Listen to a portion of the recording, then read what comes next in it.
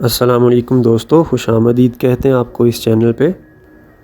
ایک پہاڑ جس کی خوبصورتی کے پیچھے چھپی ہوئی ہے ایک کہانی جو تاریخ، تہذیب اور انسانی ہمت سے بھری ہوئی ہے۔ آئیے جانتے ہیں ماؤنٹ ایورسٹ کے حیرت انگیز راز۔ ایک ایسا پہاڑ جو انسانی عزم اور ایڈونچر کے جذبے کی زندہ مثال ہے۔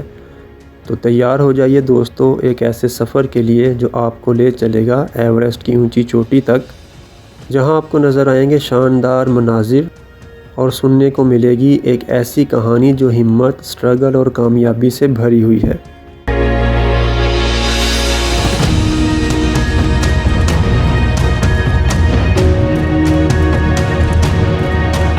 دوستو، ماؤنٹ ایورسٹ دنیا کی سب سے اونچی چوٹی ہے۔ یہ ہمالیہ کی رینج میں نیپال اور تبت کے درمیان واقع ہے۔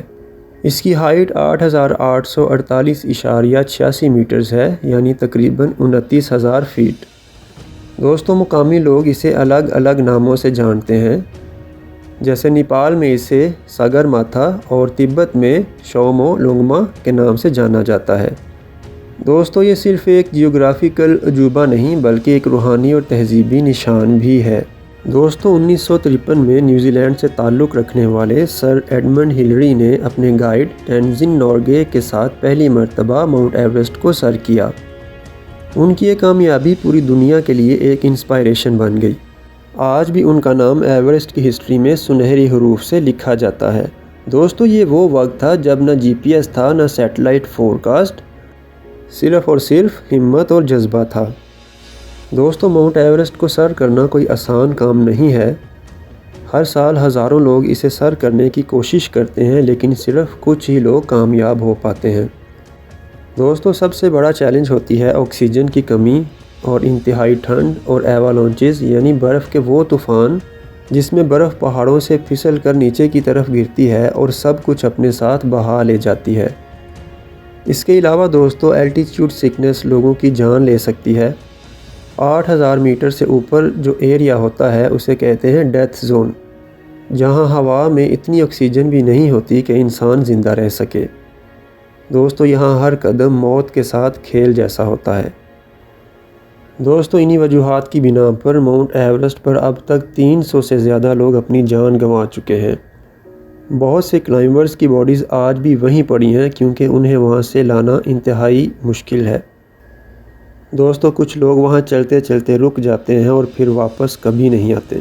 یہ چوٹی اتنی خوبصورت ہے، اتنی ہی خطرناک بھی ہے۔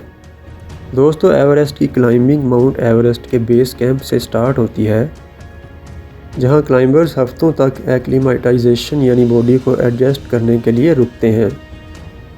دوستو، بیس کیمپ پر ٹینٹ سٹیز لگتی ہیں، medical tenets, weather check units, oxygen training اور شیرپا ٹیمز سب وہاں تیار ہوتے ہیں۔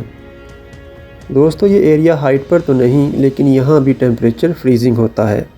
دوستو، ماؤنٹ ایورسٹ صرف کلائمبرز کے لیے نہیں بلکہ نیپال کی اکانومی میں بھی بہت اہم کردار ادا کرتی ہے۔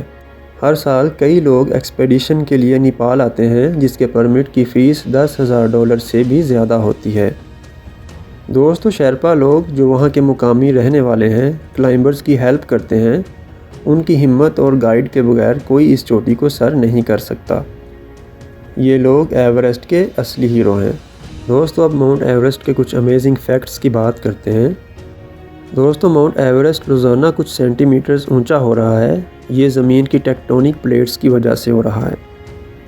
دوستو، سب سے چھوٹی عمر کا کلائمبر صرف 13 سال کا تھا۔ دوستو، ایک کلائمبر نے ماؤنٹ ایورسٹ کو حیرت انگیز طور پر 26 مرتبہ سر کیا اور وہ ایک شیرپا یعنی مقامی فرد تھا۔ اور دوستو، موبائل نیٹ ورک اور انٹرنیٹ بھی آج وہاں اویلیبل ہے۔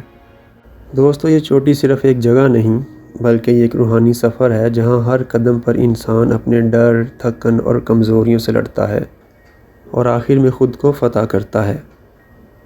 دوستو، یہ تھی آج کی ویڈیو۔ اگر آپ کو ویڈیو پسند آئی ہو تو لائک، شیئر، کامنٹ اور سبسکرائب کرنا نہ بھولیں۔ ملتے ہیں ایک اگلی دلچسپ ویڈیو میں، تب تک کے لیے اللہ حافظ۔